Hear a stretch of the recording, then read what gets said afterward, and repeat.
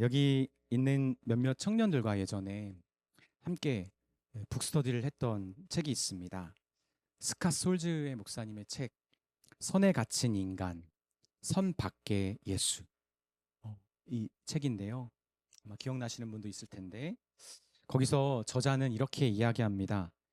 진리를 고수하면서도 나와 다른 이들을 포용하는 것이 불가능하다고 말하는 세상에서 예수님은 그것이 가능하다고 말하신다. 나아가 예수님은 그것이 가능함을 직접 보여주셨다.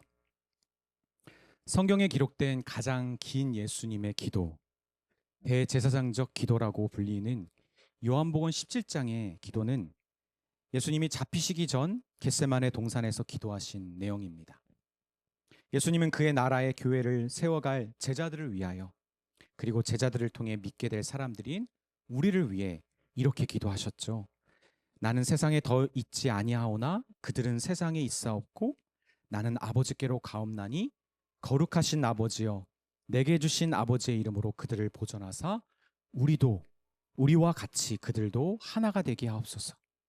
내가 비옵는 것은 이 사람들만을 위함도 아니요 또 그들의 말로 말미암아 나를 믿는 사람들도 위함이니 아버지여 아버지께서 내 안에 내가 아버지 안에 있는 것 같이 그들도 다 하나가 되어 우리 안에 있게 하사 세상으로 아버지께서 나를 보내신 것을 믿게 하옵소서. 아멘. 갈등과 분열로 얼룩지고 있는 우리 조국 사회를 바라보며 또 정치, 사회적으로 상대 진영을 악마화하며 스스로 그 분쟁을 주도하고 있는 몇몇 조국 교회와 신앙인들을 바라보며 아마 우리 젊은 신앙인들은 매우 혼란함을 느낄 것입니다. 그럼 젊은이 여러분, 우리는 그런 신앙인들을 보며 그들과 또 우리도 분열해야 될까요? 이방인 그리스도인들과 교회가 날로 성장하는 이 초대교회 상황 속에서 찾아온 가장 큰 문제는 서로의 다름이었습니다. 초대교회에게 찾아온 가장 큰 문제, 서로의 다름이었습니다. 그리고 2000년이 지난 지금 쇠퇴하는 우리 교회의 가장 큰 문제도 서로의 다름입니다. 저는 오늘 말씀을 통해 하나님이 우리에게 주시고자 하는 교회의 비밀을 함께 나누고자 합니다. 이를 통해 가족과 부부 그리고 사회, 무엇보다 믿음의 관계 가운데 진정한 복음의 능력이 발휘되는 은혜, 그 하나됨의 은혜가 우리 가운데 깨달아지고 누려질 수 있었으면 좋겠습니다. 아멘. 본문의 배경을 보면 바울과 바나바의 제1차 선교여행이 2년여의 선교여행이 끝난 후에 세워진 이방 교회들과 이방 교회의 본부라고 할 수 있는 시리아의 안디옥 교회, 그 교회에 몇몇 유대주의자들이 방문합니다. 그들이 또 다른 가르침을 주어서 문제가 발생합니다. 그들은 헬라파 유대인들, 그리스도인들, 헬라파 유대 그리스도인들이나 완전한 이방인 그리스도인들에게 모세의 율법을 따라 할례를 받아야만 진정 하나님의 백성으로 허입된다라고 가르쳤습니다.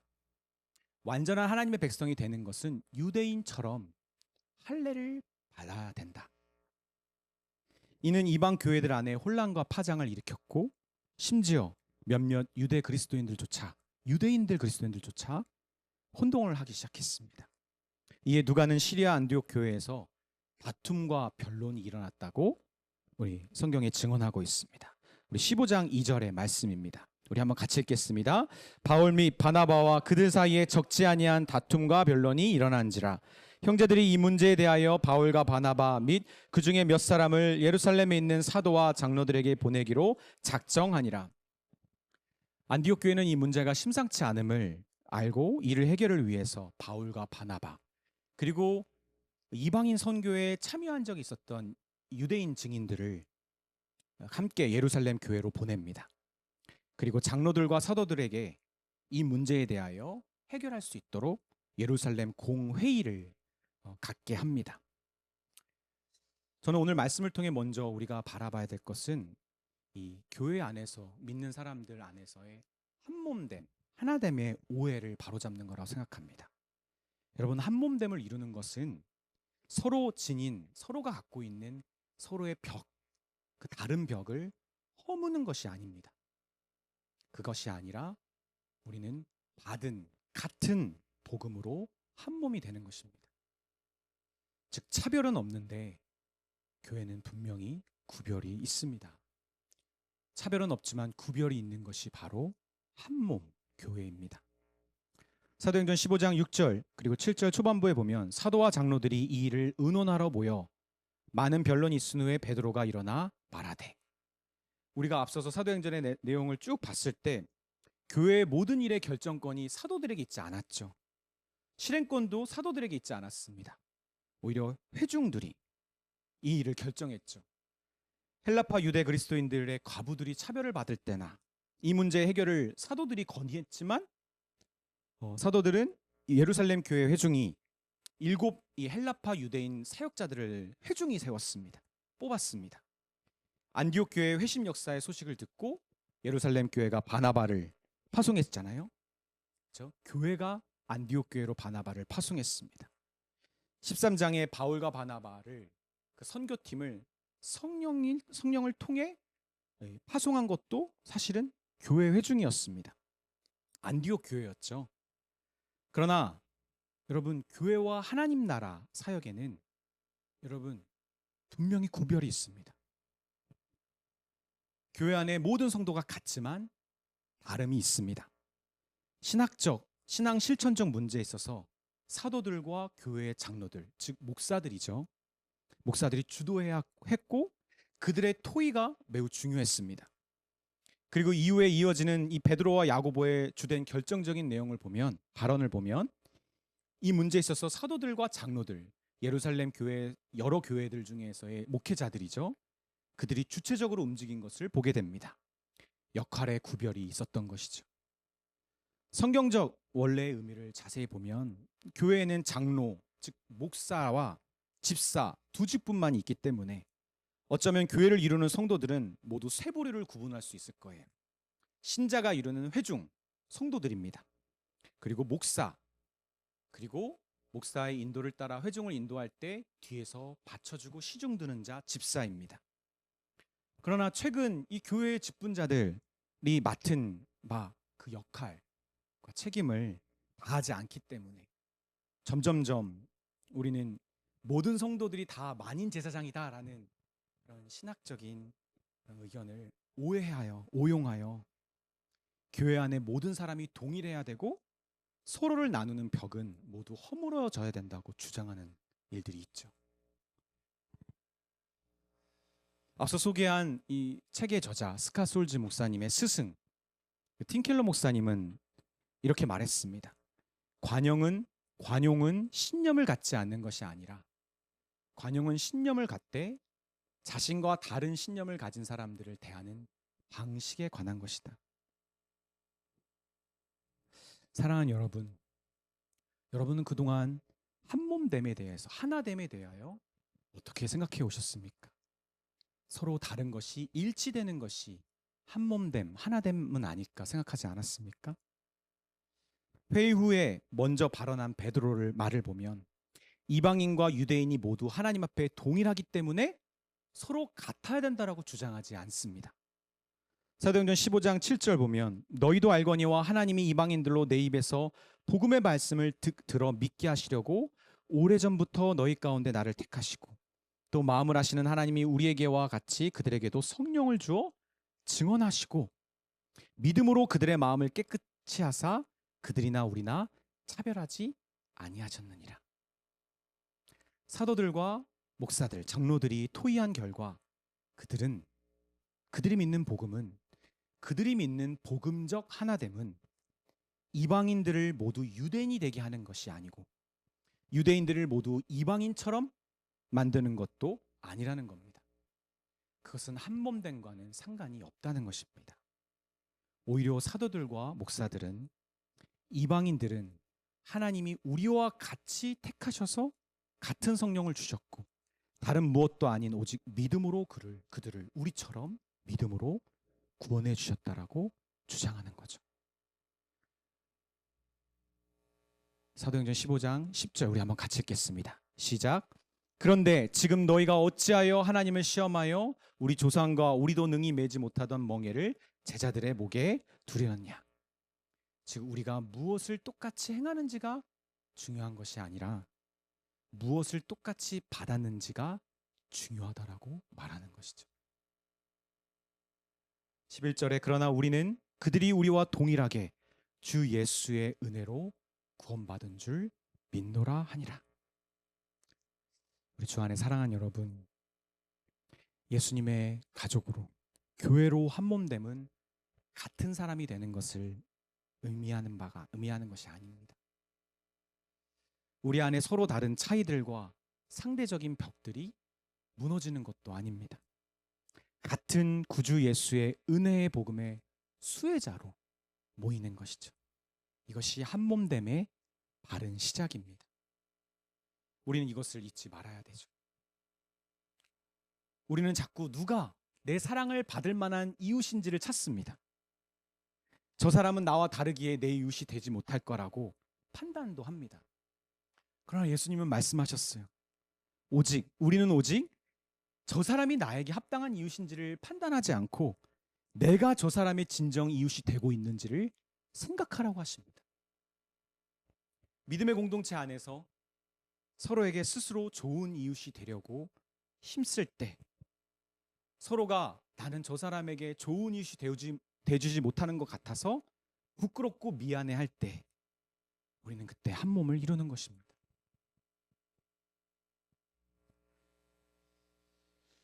가장 이 한몸됨의 하나됨의 문제에 있어서 걸리는 것이 부부입니다. 부부. 저도 아내와 9년 넘게 연애를 하면서 거의 다툰 적이 없었어요. 무엇보다 이해 안 될 적이 거의 없었어요. 그런데 결혼해서 신혼 때까지는 너무 좋아서 이해가 중요하지 않았어요.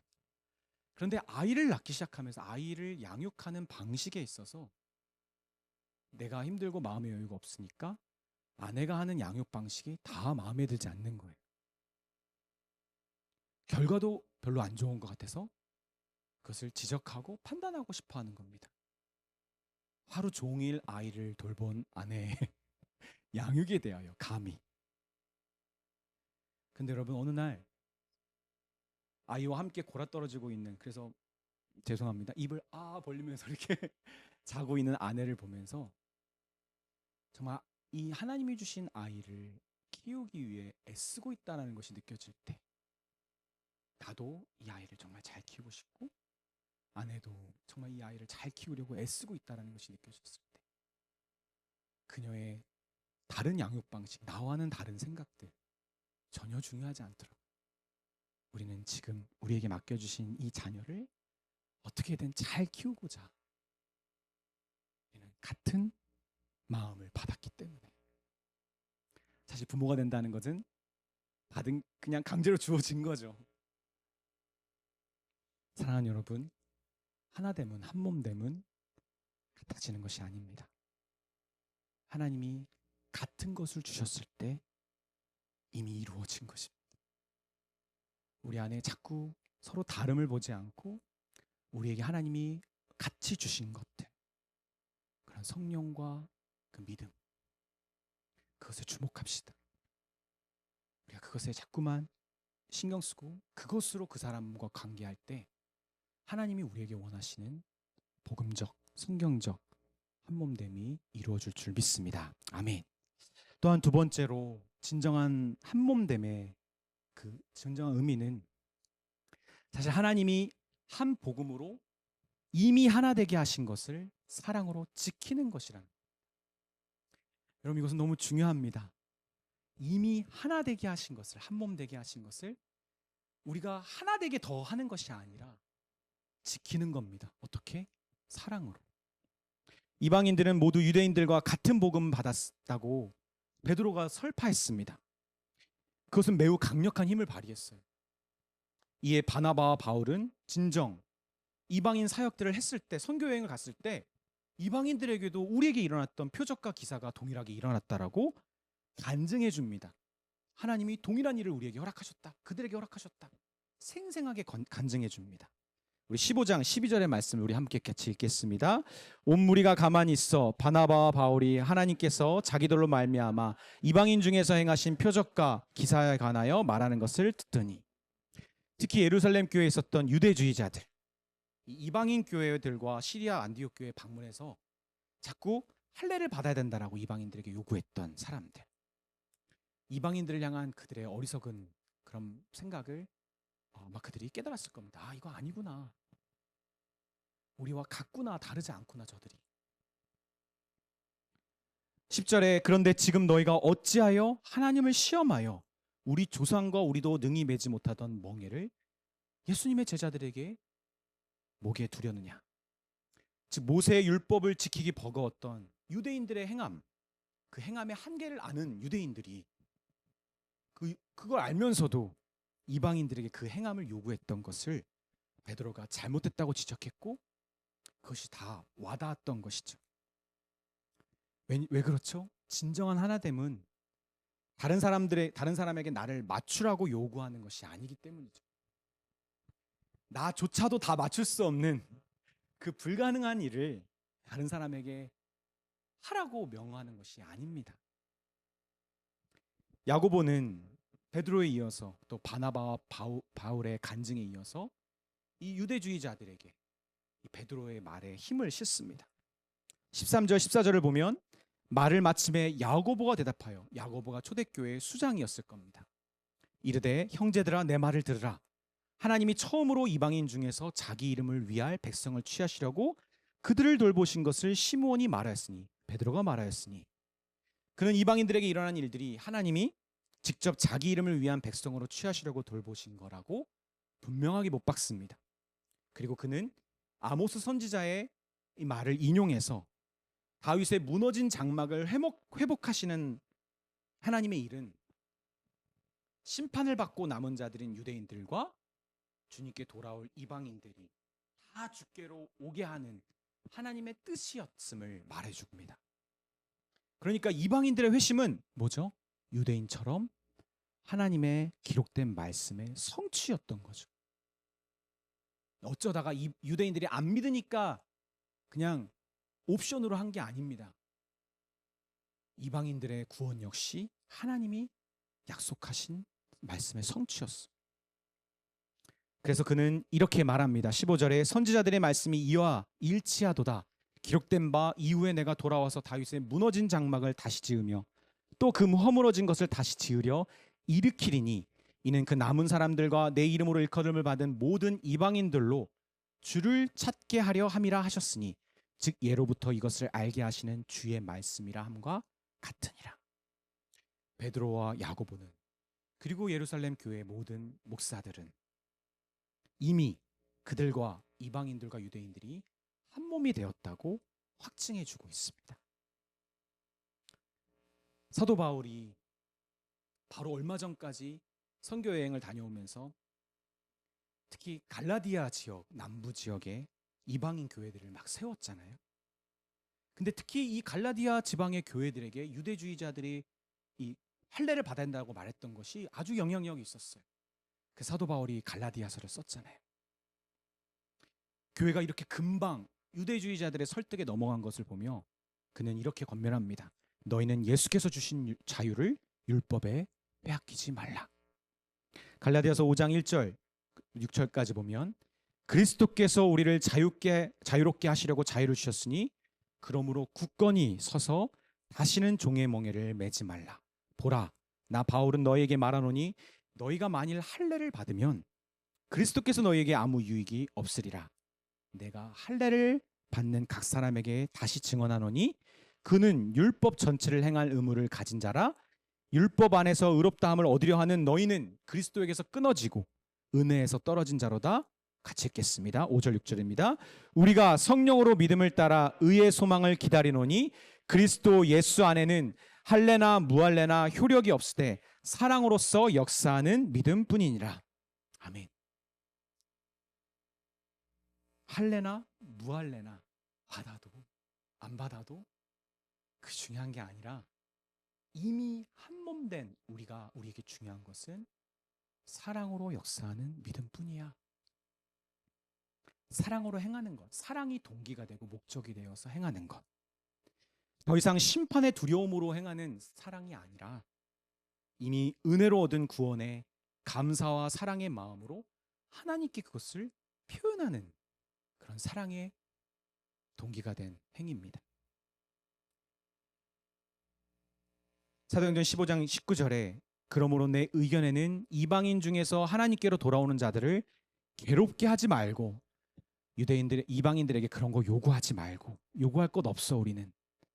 그러나 그들이 기억해야 될 한 가지가 있는데 너희가 얻은 자유를 다른 사람을 시험에 빠지게 하는 도구로 쓰지 말고 다른 사람을 사랑으로 섬기는 도구로 사용하라는 겁니다.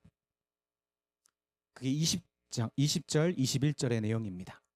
다만 우상의 더러운 것과 음행과 목매어 죽인 것과 피를 멀리하라고 편지하는 것이 옳으니 왜냐하면 이는 예로부터 각 성에서 모세를 전하는 자가 있어 유대인들 율법을 아주 경건하게 지키는 자가 있어 안식일마다 회당에서 그 율법서를 읽고 있기 때문이다. 우상에 쓰인 재물을 아무렇지도 않게 먹는 그 일은 하나님을 경외하는 이 율법서를 경외하는 유대인들에게는 자칫 시험거리가 될 수 있기 때문이다. 그래서 우리는 먹어도 되고 안 먹어도 되는데 할례를 받아도 되고 안 받아도 되는데 시험거리가 되지 않도록 그들을 사랑하는 마음으로 그 자유를 써라. 사실 바울은 성경에서 할례에 대하여, 여러분 할례가 뭔지 아시죠? 이제 낳은 지 8일 만에 포경 수술을 받는 거예요, 남자아이가. 그것으로 하나님의 구원 백성으로 이미 들어와 있는 거예요. 그렇게 믿는 거예요. 사도 바울은 할례에 대하여 두 가지 입장을 취합니다. 디도에게는 할례를 받을 필요 없다고 말합니다. 그런데 디모데는 할례를 받게 합니다. 왜 그렇죠? 갈라디아서 2장 3절 4절 보면 그러나 나와 함께 있는 헬라인 디도까지 억지로 할례를 받게 하지 아니하였으니 이는 가만히 들어온 거짓 형제들 때문이라. 그들이 가만히 들어온 것은 그리스도 예수 안에서 우리가 가진 자유를 엿보고 우리를 그들처럼 종으로 삼으려 하기 때문이다. 자꾸 이방 교회, 이방인들이 받을 필요가 없는 할례에 대해 자꾸 얘기를 하니까 디도, 이 교회의 리더였던 디도에게 디도가 아무리 나는 유대인처럼 저도 한번 할례를 경험해보고 싶어요. 그래, 너의 그 원함을 존중하고 또 받아도 돼. 그런데 너가 속한 교회의 상황을 봐봐. 이 문제가 불거진 것을 볼 때 이방인인 너가 굳이 할례를 받는 것이 진정 이 이방인들을 사랑하는 길이 아니다. 받지 못하게 합니다. 그런데 바울은 유대인들이 많은 곳을 목양해야 되는 이 디모데에게는 오히려 할례를 받게 합니다. 사도행전 16장 1절부터 5절의 말씀을 보면 바울이 더베와 루스드라에도 이름에 거기 디모데라 하는 제자가 있으니 그 어머니는 믿는 유대 여자요 아버지는 헬라인이라. 여기에 힌트가 있죠. 디모데는 루스드라와 이고니온에 있는 형제들에게 칭찬을 받는 자니 바울이 그를 데리고 떠나고자 할새 그 지역에 있는 유대인으로 말미암아 그를 데려다가 할례를 행하니 이는 그 사람들이 그의 아버지는 헬라인인 줄 다 알미더라. 여러 성으로 다녀갈 때 예루살렘에 있는 사도와 장로들이 작정한 규례를 그들에게 주어 지키게 하니 이에 여러 교회가 믿음이 더 굳건해지고 수가 날마다 늘어가니라. 아멘. 사도 바울은 디모데의 출신과 상황을 잘 이해하고 있었어요. 어머니는 유대인이지만 아버지가 유대인이었어요. 근데 유대 법에 따르면 이 경우에는 디모데는 유대인입니다. 그래서 가장 기본적인 유대의 율법을 디모데가 지키는 것은 유대인들이 많은 지역에서 목양하는데 아주 큰 힘을 발휘할 수 있어요. 신뢰를 얻을 수 있어요. 충분히 지킬 수 있는 법을 그가 지켰을 때 그의 말에 정당성, 당위성이 부여되는 것이죠. 여러분, 이 목적은 이 디모데라고 하는 목회자의 어떤 그 권위를 막 발휘하려고 자기 마음대로 교회를 한번 주물어 보려고 그거를 사도 바울이 막 주려고 했던 겁니까? 아니요. 할래나 무할래나 아무것도 아니로되 오직 사랑으로 역사하는 믿음뿐. 저는 아무리 봐도 성경이 말하는 진짜 복음의 능력, 나는 해도 되고 안 해도 되고 충분히 할 수 있는 능력도 되지만 안 하는 이유는 사랑 때문에. 특별히 연약한 사람들 때문에. 주 안에 사랑하는 여러분, 우리 교회는 젊은 교회입니다. 여러분, 젊은 교회라서 젊은 사람들의 찬양과 젊은 사람들의 사회에 대한 경험하는 것들, 비슷한 수준의 오락거리들, 즐거운 것들, 그런 말투 같은 것들, 그러면 다 맞는 사람들만 우리 교회 왔으면 좋겠어요. 우리 지난 시간에 사도행전을 통해 우리가 어떤 말씀을 들었죠? 우리가 모여서 뭐 해야 되죠? 주 예수를 나눠야죠. 주 예수를 나누는 것에 한 마음이 된 사람들이 있는 곳이 교회잖아요. 다른 얘기하는 데가 아니라. 여러분, 할머니면 어떻습니까? 신앙생활 얼마 하지 않은 갓 회심한 중학생이면 어떻습니까?